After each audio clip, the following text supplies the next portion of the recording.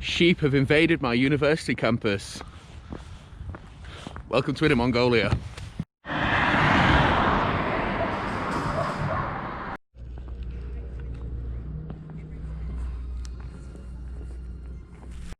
Good morning in Zhoushanghao from the tiny village of Baita, just on the edge of Hohhot. And welcome to the first video of 2021. Now remember that name, Baita, because it is significant. But I just want to say to you all, Happy New Year, Xinyan Kuai Le. Good riddance to 2020, it was a tough year. Who knows what 2021 is going to bring? The only thing I know almost for certain is that I won't be here by the end of it in Hohhot. But whether I'm in another Chinese city or somewhere else in the world, I'm looking forward to taking you guys with me.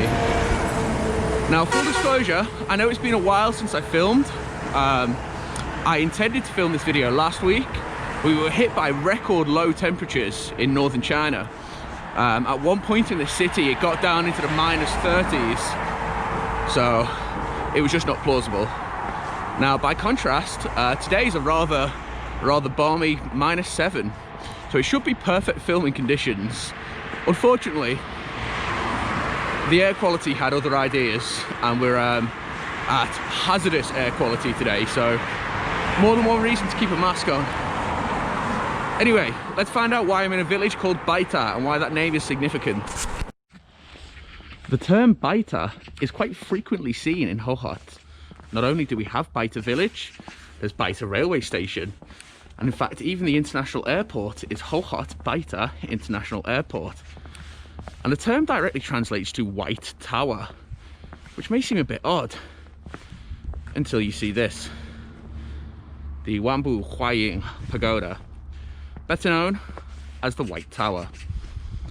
Now China, like much of the world, puts a lot of emphasis on protecting its cultural and historical sites from things like development or construction.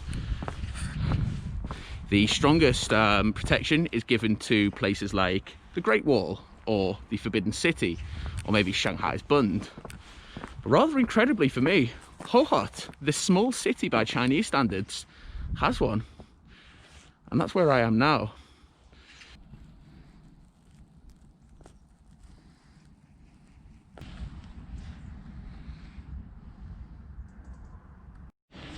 This tower was built perhaps as early as 1055 during the Liao dynasty and the reign of Emperor Daozong of Liao. And this was a time of great temple and pagoda construction. We've lost many of these over time, you know. In fact, we almost lost this during the destruction of the city of Fengzhou, which used to stand here. The tower was almost destroyed. In fact, the very top of the tower was destroyed.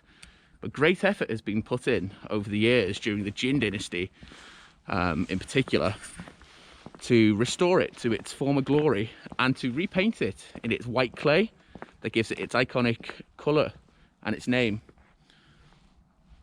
the White Tower.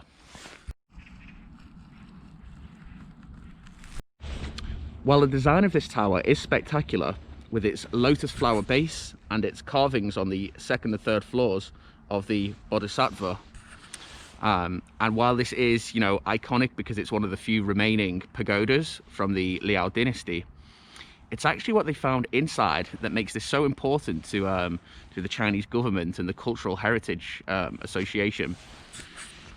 You see, during the renovations in the Jin dynasty after the destruction of Fengzhou, they found carvings from a myriad of travellers, Buddhist travellers, who would stop by here when this was a monastery. I'm far from the first traveller to come here. And inside they found carvings in an array of languages, you know, from ancient Syrian to Persian to Khitan, these languages that are almost lost, of course traditional Mongolian and Tibetan.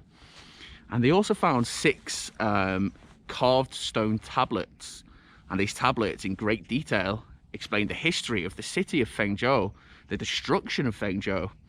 You know, nowadays this is in the middle of nowhere, but once upon a time this was a large monastery in the bustling city of Fengzhou, a city that no longer exists.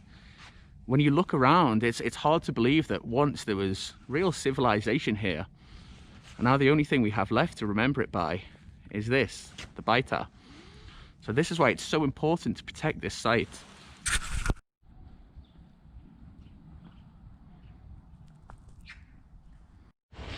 The truth is, this place is not going to be on many travelers' itineraries.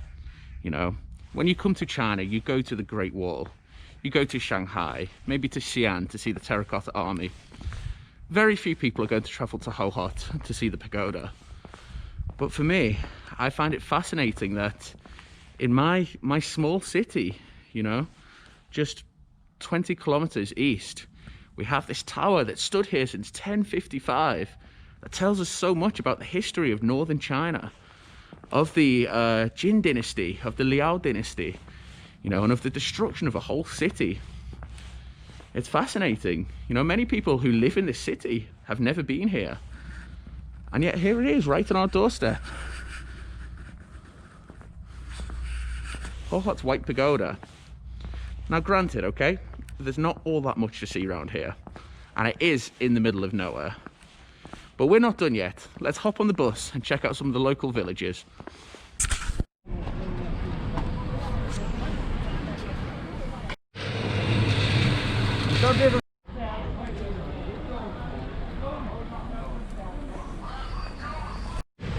Let's end the video here at the street market of Baita, where this wonderful gentleman is waving at me.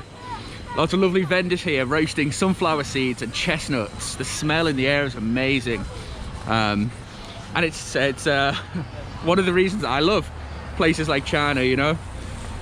One thing that's quite interesting that I just want to mention before we finish the video is even in a place like this, you know, a street market, everything is cashless. If you have a little look at the fruit, all of the stands have these Weixin Pay. So everyone, hello. So when you come to these places, the vendors have their Weixin connected to their phones, and you can pay even at little street venues. I'm getting quite a lot of attention here. The people are so friendly though, always offering you sunflower seeds to try, you know, and trying to sell their goods. I don't think it's every day that they get a foreigner with a camera here, but yeah, Baita. Maybe we'll come back someday and I'll show you the market properly. But for now, thank you. Zhejiang from Baita, Zhejiang from Hohhot. Take care, and here's to 2021. Just before we finish, I just want to mention something very briefly. It's almost my birthday, and sort of in lieu of gifts or money, I'm asking people to make a donation to a charity that I think do incredible work. This charity is called ECPAT, and they fight child exploitation all around the world in all of its forms. And exploitation has it's grown and it's changed in this last year as the world has, you know. And they really need our support for the fantastic work that they do, because it's a constant battle to keep up to date and protect children, and the work they do is incredible. So if you're in a position to do so, even if it's just £1 or £2, I'll post a link down in the bio, and you can you can donate. I'm sure this gentleman will as well.